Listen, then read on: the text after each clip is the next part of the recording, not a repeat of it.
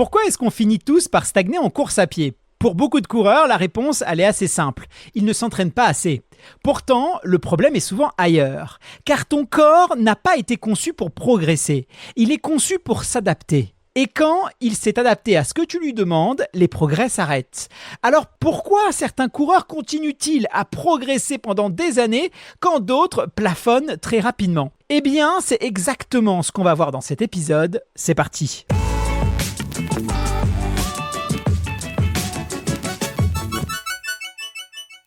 Pourquoi certains coureurs à pied ne progressent plus ? Avant de chercher des solutions à cette question, il faut renverser une idée. Une idée qu'on a tous plus ou moins en tête quand on s'entraîne. Une idée tellement évidente qu'on ne la questionne même plus. L'idée, c'est que plus on s'entraîne, plus on progresse. Et à première vue, c'est logique. Et d'ailleurs, pendant un certain temps, c'est même très vrai. Le problème, c'est qu'on finit par croire qu'un peu plus d'entraînement produira toujours un peu plus de progrès. Et c'est là que les choses deviennent beaucoup plus compliquées. Pour comprendre pourquoi, il suffit de faire un petit calcul. Un calcul, j'en conviens, un peu absurde, mais qui a le mérite de nous éclairer. Si chaque séance produisait les mêmes gains que la précédente, alors un coureur qui s'entraîne plusieurs fois par semaine pendant 10 ans finirait probablement par atteindre un niveau exceptionnel, quasiment à coup sûr. Or, ce n'est évidemment pas ce qu'on observe. Même dans la nature, aucune croissance n'est infinie. Aucun arbre ne monte jusqu'au ciel. En course à pied, c'est la même chose. Au début, les progrès arrivent vite, puis ils ralentissent progressivement. Et avec les années, chaque amélioration demande davantage d'efforts pour des gains souvent beaucoup plus modestes. Pourtant, il y a combien de coureurs qui imaginent que les progrès devraient s'accumuler au même rythme qu'au départ ? À chaque bloc d'entraînement, ils s'attendent à avoir gagné quelque chose, et quand ça n'arrive pas, ils comprennent pas. Alors qu'en réalité, c'est leur représentation qui est fausse. Ton corps n'est pas fait pour progresser, il est fait pour s'adapter. Tu dois bien comprendre cette idée car elle est essentielle pour bien appréhender l'entraînement et ton fonctionnement biologique. Ton corps n'a pas pour priorité de te rendre meilleur en course à pied. Il cherche à maintenir son fonctionnement malgré les contraintes qu'il rencontre. Et pour y arriver, il s'adapte. C'est une nuance qui peut paraître subtile, mais elle ne l'est pas du tout. Quand tu imposes à ton corps une contrainte nouvelle, que ce soit une nouvelle intensité, une charge plus importante, une distance qu'il ne connaît pas, il réagit. Il cherche à mieux y faire face pour la prochaine fois. C'est ce qu'on appelle l'adaptation. Et c'est ce qui produit ce qu'on perçoit, nous, comme de la progression. Mais une fois qu'il s'est adapté à cette contrainte, une fois qu'il la maîtrise, il n'a plus de raison de continuer à changer. Il a fait son boulot, il a trouvé un équilibre. Et c'est précisément là que les choses se compliquent, parce que ton corps cherche en permanence à préserver un certain équilibre interne. Quand une contrainte apparaît, il peut modifier son fonctionnement pour retrouver cet équilibre. C'est précisément ce qu'on appelle l'adaptation. C'est pour ça que tu progresses fortement au début, parce que tout est nouveau pour ton corps. Tout est une contrainte qu'il n'avait pas anticipée. Les muscles deviennent plus efficaces, les mitochondries se développent, les réseaux capillaires se densifient, ta foulée devient plus économique, et puis arrive un moment où il s'est largement adapté à ce que tu lui demandais. Il a trouvé son équilibre face aux contraintes que tu lui imposes. Et à partir de ce moment-là, l'adaptation ralentit. Pas forcément parce que ton corps a atteint ses limites, mais souvent parce qu'il s'est déjà largement adapté à ce que tu lui demandes aujourd'hui. Si tu lui demandes la même chose, il répond toujours la même chose. Et il y a une raison physiologique précise à ce ralentissement. Et cette raison, elle explique rarement aux coureurs. Les adaptations les plus faciles arrivent généralement en premier. Augmenter légèrement son volume sanguin, améliorer sa coordination musculaire, développer ses mitochondries, tout ça demande relativement peu de temps. Généralement, les premiers mois de course produisent des transformations rapides parce que le corps a beaucoup à gagner avec peu d'efforts adaptatifs. Mais les gains suivants deviennent progressivement plus coûteux, plus difficiles à obtenir, plus exigeants en termes de stimulation, de temps, de récupération. C'est pour ça qu'un débutant peut progresser en quelques semaines quand un coureur expérimenté a besoin de plusieurs mois à lui pour gagner quelques secondes. Ce n'est pas qu'il s'entraîne moins bien ou qu'il a atteint ses limites, c'est tout simplement que les adaptations qui lui restent à construire sont par nature plus lentes et plus difficiles à provoquer. C'est ce qu'on appelle la loi du rendement décroissant. Et c'est pas une vraie loi physique, c'est plutôt une régularité observée. Mais elle est étonnamment robuste et tous les entraîneurs expérimentés la connaissent intuitivement. Au début, presque chaque nouvelle contrainte produit une adaptation. Plus tard, il faut des stimuli plus précis, plus chirurgicaux pour obtenir les mêmes progrès. Et pour résumer tout ça en 2 phrases, au début, le corps récompense presque tout, plus tard, il devient beaucoup plus exigeant. Et cette exigence croissante explique pourquoi tu stagnes après quelques années. Pas parce que tu as touché un plafond génétique, mais parce que ton corps est devenu plus difficile à convaincre, il en demande plus pour donner autant. Et tu dois t'investir beaucoup plus pour qu'il te donne un peu plus. C'est précisément là qu'on tombe dans le piège qu'on va explorer maintenant. Le piège du toujours plus. Le piège qui dit « si je stagne, eh bien c'est que j'en fais pas assez ». Mais cette façon de penser repose sur la mauvaise compréhension de ce qui fait progresser ton corps. Imagine cette situation. Tu stagnes, tes chronos ne bougent plus depuis plusieurs mois, mais comme tu as écouté ce podcast, maintenant tu as compris que ton corps s'adapte. Que les premières années te récompensent facilement et que maintenant, il en faut plus. Donc logiquement, maintenant que tu sais ça, tu te dis que tu dois en faire plus. Plus de kilomètres dans la semaine, plus de séances de qualité, d'intensité, de fractionné, de discipline dans ton alimentation. Tu te dis que tu dois peut-être intégrer du renforcement musculaire, t'acheter un complexe pour mieux récupérer. Parce que si tu stagnes, c'est forcément que tu n'en fais pas assez ou pas assez bien. Donc tu veux pousser la machine et t'améliorer encore. Eh bien, c'est le raisonnement le plus naturel du monde. Hélas, c'est aussi l'un des pièges les plus répandus dans l'entraînement. Et là, je te vois venir tout de suite. C'est pas un truc de créateur de contenu pour déculpabiliser les coureurs. Mais c'est un raisonnement qui repose sur une représentation incomplète de ce que produit la progression. Tu te souviens de ce qu'on a dit tout à l'heure ? Ton corps s'adapte aux contraintes que tu lui imposes. Quand la contrainte est nouvelle, il réagit. Quand elle devient habituelle, il a moins de raisons de continuer à changer. Ton corps, il est feignant. Il veut en faire le moins possible. C'est comme ça qu'il est programmé. Mais il y a une chose que je t'ai pas encore dit. Une chose qui a pourtant toute son importance. L'entraînement et l'adaptation ne sont pas deux événements complètement séparés. Quand tu cours, des processus adaptatifs commencent à se déclencher immédiatement. Des cascades de signaux biochimiques, des changements dans l'expression des gènes, des activations nerveuses. Mais une grande partie, voire une très grande partie de l'adaptation, elle se construit dans les heures et les jours qui suivent. L'entraînement déclenche l'adaptation, mais l'essentiel se joue après. Pendant que tu cours, ton corps subit une contrainte, il puise dans ses réserves, il accumule de la fatigue, il perturbe temporairement l'équilibre de nombreux systèmes biologiques, puis il déclenche des mécanismes qui indiquent qu'il faut s'adapter. Et c'est ensuite, pendant les heures et les jours qui suivent, que ton corps fait le plus gros du travail. Il se reconstruit, il se renforce, il consolide ce que la séance a initié. Si tu lui laisses le temps, si tu lui donnes accès aux bonnes ressources, et si tu ne reviens pas trop vite déposer une nouvelle contrainte par-dessus. Et c'est là que le piège du toujours plus devient particulièrement insidieux. Mais attention, le piège n'est pas dans le fait d'ajouter de l'entraînement. Les meilleurs coureurs du monde s'entraînent énormément, ils augmentent leur volume, ils augmentent leur fréquence, et c'est pas un problème en soi. On va pas se mentir, beaucoup de progression passe justement par là. Le piège, c'est d'augmenter la charge au-delà de ce que ton corps peut récupérer. Parce que quand tu ajoutes des séances alors que tu ne peux pas récupérer suffisamment, tu donnes à ton corps des stimuli supplémentaires, mais tu ne lui donnes pas la capacité de les transformer en adaptation. Tu déposes du travail, mais tu n'as pas la ressource pour la traiter. C'est ce qu'on appelle parfois, dans le milieu de l'entraînement, la fatigue masquée. C'est pas un concept physiologique parfaitement défini, c'est plutôt une étiquette pratique pour décrire un état qu'on retrouve souvent chez les coureurs surchargés. Tu sors faire ta séance, tu l'as fait, tu termines, tu te dis que tu as bien bossé, tu enchaînes le lendemain, tu enchaînes encore le surlendemain, et tu te demandes pourquoi, malgré tout ce travail, tu progresses pas. La réponse, c'est que probablement que ton corps n'a pas le temps de transformer ce travail en adaptation. Tu lui donnes des stimuli, mais pas la capacité de l'assimiler.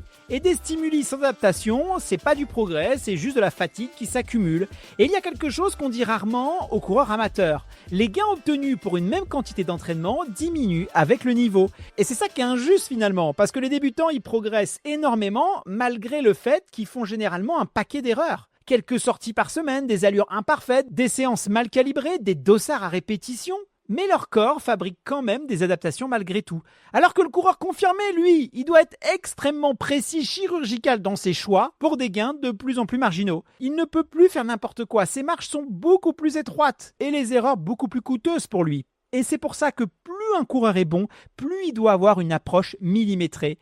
Chaque séance doit avoir un objectif clair, chaque période doit s'inscrire dans une logique, chaque détail de récupération, de nutrition, de sommeil deviennent des véritables leviers de progression. Ce qui marchait à ton année 1 ne marchera plus à ton année 5. Pas parce que ton entraînement est devenu moins bon, mais parce que toi, tu es devenu un coureur beaucoup plus difficile à entraîner. Et c'est précisément à ce moment-là que les vraies causes de la stagnation se mettent en place. La stagnation n'arrive généralement pas à cause d'une seule erreur. Elle s'installe souvent à travers une série de petits détails qui paraissent anodins, mais qui, mis bout à bout, finissent par limiter considérablement les adaptations que ton entraînement pourrait produire. Et ces causes, il y en a plusieurs. La première, et c'est probablement la plus fréquente, c'est la monotonie. Tu fais à peu près toujours les mêmes séances depuis des années. Les mêmes parcours, les mêmes allures, les mêmes durées, aux mêmes heures. Ton corps s'est adapté à ce que tu lui demandes. Et sans contrainte nouvelle, il a de moins en moins de raisons de continuer à évoluer. C'est d'ailleurs l'une des raisons pour laquelle certains athlètes de très haut niveau cherchent parfois un nouvel entraîneur ou un nouvel environnement d'entraînement après avoir remporté des titres ou battu des records. Vu de loin, ça peut sembler idiot. Pourquoi changer une équipe qui gagne, comme on dit ? Pourtant, quand on comprend comment fonctionne l'adaptation, ces choix ils deviennent beaucoup plus logiques. Ils prennent cette décision non pas parce que leur ancien système, leur ancien entraîneur était mauvais, mais justement parce qu'ils étaient bons et qu'après des années de progression, ils recherchent parfois un regard différent, des nouvelles méthodes ou des nouveaux stimuli susceptibles de relancer leur dynamique de progression. La deuxième, et celle-ci elle est beaucoup plus subtile, tu cours presque toujours tes sorties à la même intensité. C'est ce qu'on appelle parfois la zone grise. Et il faut être clair sur ce qu'elle est et ce qu'elle n'est pas. Parce que la zone intermédiaire, c'est-à-dire une zone où tu cours trop rapide pour être de l'endurance fondamentale et pas assez rapide pour être de l'intensité, cette zone, elle n'est pas inutile. Elle peut parfaitement produire des adaptations. Et elle a même sa place dans des programmes d'entraînement tout à fait performants. Le vrai problème, c'est pas de courir dans cette zone, c'est de passer beaucoup trop de temps dedans. Tu alternes pas vraiment entre des séances lentes qui te permettent de récupérer et des séances vraiment intenses qui permettent de stimuler certaines adaptations.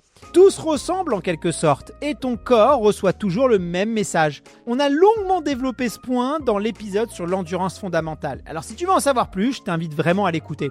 La troisième cause, c'est la récupération. Et quand on parle de récupération, beaucoup de coureurs pensent immédiatement au massage, au bain froid, à la compression, à la cryothérapie. Pourtant, les leviers les plus importants sont beaucoup plus simples que ça. La gestion de la charge d'entraînement, le sommeil, la nutrition, la récupération. Combien de coureurs enchaînent les semaines sans jamais vraiment relâcher ? Pas de semaine allégée, pas de période de transition entre deux objectifs ou deux compétitions, pas de coupure annuelle. Pourtant, l'entraînement n'est pas seulement une accumulation de travail, c'est aussi une alternance entre des périodes qui stimulent l'organisme et d'autres qui lui permettent d'exprimer pleinement les adaptations qu'il a commencé à construire. Ensuite, le sommeil, bien sûr. On peut passer des heures à discuter du meilleur plan d'entraînement. Si on dort trop peu ou mal, on finit par limiter sa capacité à récupérer et à répondre efficacement aux contraintes de l'entraînement. Et enfin, il y a l'alimentation, et plus particulièrement l'alimentation dédiée à la récupération. Parce que beaucoup de coureurs savent exactement combien de grammes de glucides ils doivent consommer par heure sur un marathon ou un trail. Mais combien sont capables de dire quelle quantité de protéines ils doivent consommer dans une journée en prépa marathon par exemple. Pourtant, après l'entraînement, le corps doit réparer, renouveler et renforcer ses tissus. Cela demande de l'énergie, mais aussi des matériaux. Les protéines apportent les acides aminés nécessaires à ces processus de reconstruction. Si tes apports sont insuffisants, certaines adaptations peuvent être ralenties, même lorsque ton entraînement est bien conçu. Et ça, c'est terrible parce que tu passes beaucoup de temps à t'entraîner dur, mais finalement, comme ton alimentation n'est pas adaptée, tu vas pas tirer profit à 100% des bienfaits de tes séances. Et le piège, c'est qu'aucun de ces facteurs dont on vient parler ne provoque immédiatement une catastrophe. Par exemple, une nuit trop courte ou un repas approximatif, ça va pas avoir un impact direct sur ta préparation. Tu vas pas t'en rendre compte, c'est insidieux. Mais lorsque ces petits manquements ils s'accumulent, ils se mettent par couches pendant des semaines, ils peuvent progressivement réduire la capacité de ton organisme à tirer pleinement profit de ton entraînement. Et c'est souvent là que la stagnation s'installe. Non pas parce que tu t'entraînes pas assez, mais parce que ton corps ne dispose plus de toutes les ressources nécessaires pour transformer ce travail en adaptation. La quatrième cause, et c'est beaucoup plus subtil, tu évites tes points faibles. Tu fais ce que tu aimes faire, t'enchaînes les séances dans ta zone de confort et donc tu renforces ce qui marche déjà. Mais tu ne donnes pas à ton corps les contraintes nouvelles qui pourraient le forcer à se transformer. Et la cinquième, qui est peut-être la plus humaine, c'est la quête de méthodes miracles. Tu cherches la séance qui va débloquer ta progression. Tu veux copier la méthode russo-scandinave de ton youtubeur préféré qui te la présente comme la formule secrète. Pourtant, il n'y a pas de méthode miracle. Une séance aussi brillante soit-elle ne transforme pas un coureur à elle seule. Ce qui produit les adaptations, c'est la répétition et la cohérence. Ce qui va faire que tu progresses, c'est l'enchaînement de mois, d'années d'entraînement construits autour d'une logique claire. C'est d'ailleurs une des raisons pour laquelle la prévention des blessures est si importante. Parce qu'une blessure ne va pas seulement te faire perdre quelques semaines d'entraînement, elle interrompt la continuité sur laquelle reposent la plupart des adaptations à long terme. Dans le très haut niveau, un bon plan d'entraînement, c'est celui qui te permet de t'entraîner longtemps sans interruption.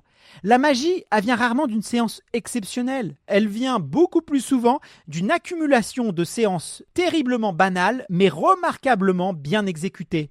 Quand tu as compris ça, tu as tout compris.